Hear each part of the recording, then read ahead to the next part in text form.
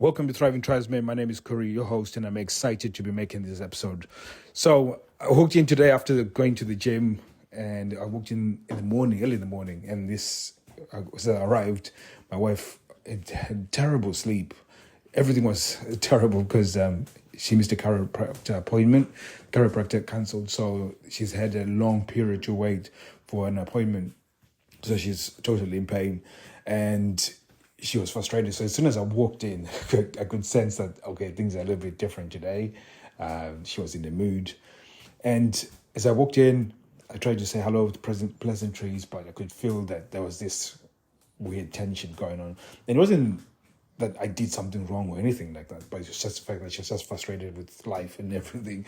So she starts complaining, starts, trying to get her emotions out there and trying to share what her emotions. And generally, when women do that, it's the way of trying to process it.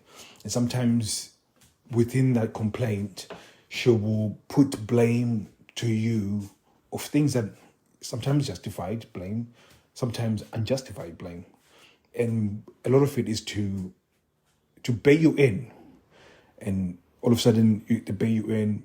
Maybe you say a comment and then she will twist it and say, oh, that was silly or something like that.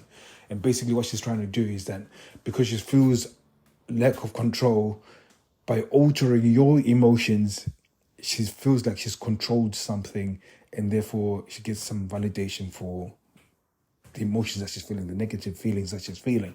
So, and it's a process that happens not just with women, but even humankind, that if I'm feeling a little bit shit, I will talk to somebody like shit, and then if I alter their emotions, I kind of feel better about myself. This is like bullying at different levels. So a bully feels terrible about themselves, they got low self-esteem, and they feel like they need to bully another kid, alter the state, and by altering the state, then they feel validated or feel in control of whatever emotion. So this is that playing out. So that started playing out, and because I know exactly what's happening, I just did not bite. So I was baited in, and she said something that was off key, and I just laughed at it. I was like, yeah, whatever it is, I think it was something to do. She was looking for her phone because I can't even find my phone. So no, I think it's probably upstairs. She goes, oh, that's genius. And I said, well, I am a genius. So I started playing along with it. Like I just didn't even allow it to, because she said it with a tone that was demeaning, which was fine. So I didn't address it. I didn't need to address it. It wasn't going past any of my boundaries. It was just her venting a frustration.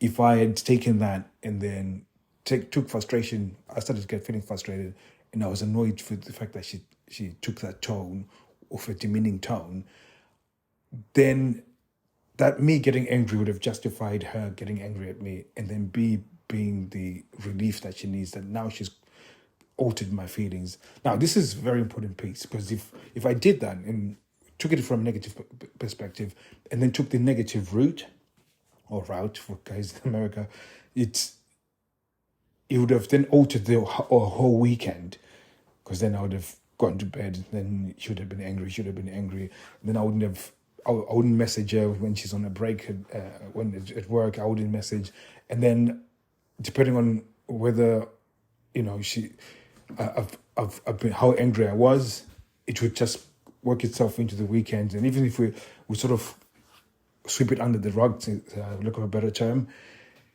it will resurface again in the weekend, because now you've got this little cycle that's going on. Whereas the way I took it was like, this is just being silly. So I just made fun of her for the fact that she's being silly and she's saying all of this stuff. And the more I made fun of her, and my state was more of, I don't really give a shit if you're pissed off. I don't really give a shit if you're annoyed and so on. I do give a shit that you're in pain, and I don't want that for you, but I don't care about the other stuff that you're throwing at me. And the more I showed her that vibe, the more I started seeing her chasing, and I started chasing for more validation. And part of it was important, was that because I didn't bite into where she was going, it forced her then to look internally, like, why am I being a bitch, and why am I being a bitch to my husband? And the moment she started thinking that way, you could see this massive change in her, because she now had no justification to be angry at me because I was not biting. I didn't care what she said to me in terms of trying to bait me in. I didn't bite. And because I didn't bite, it altered our interaction, that instead of me being the relief that she needed or the validation that she needed for getting angry, she had to go internally to have to look for a solution, and she started fixing the solution. This is very important for you guys within a sexless relationship, that you guys, there's a lot of blaming that's happening in your house. You guys internalize this, you get arguments, you got unnecessary arguments over the most stupid stuff, and a lot of it can be, it's not worth going there. And I'm not saying if she speaks at you like and belittles you and you take it all the time. No, you don't take it if it's past your boundaries. So if she's telling you that you're not man enough, if you're not a good dad, that's crossing a boundary. But if she's talking about, if she's being sarcastic and putting you down, and some of it, you just let it go. You really just don't allow your emotions to be altered. In fact, I like to just joke around it. And the more I joke about it, the more she realizes that she's being a bitch and she's being ridiculous.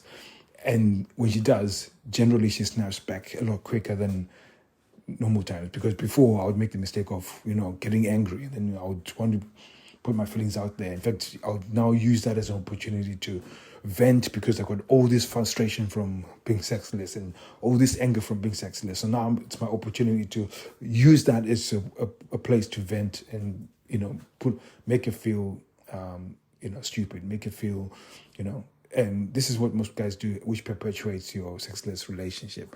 So I know it's, I didn't really thought through this episode, and I just wanted to share this with you because I think this is a very important lesson in there.